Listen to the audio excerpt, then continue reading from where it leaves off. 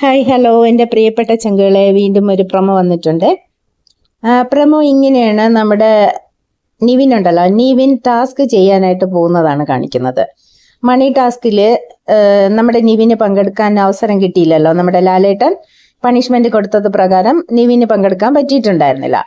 അപ്പൊ ഇന്നലെ സംസാരിച്ചതിൽ നിന്ന് നിവിൻ അത് വിഷമമുണ്ടെന്ന് അറിഞ്ഞതിൽ നിന്ന് നിവിന്റെ ഈ ആഴ്ചത്തെ പ്രകടനം കാഴ്ച നല്ലൊരു പ്രകടനം, അതായത് നല്ലൊരു പെർഫോമറായിട്ട് എല്ലാവരും തിരഞ്ഞെടുത്തത് നിവിനെയാണ്.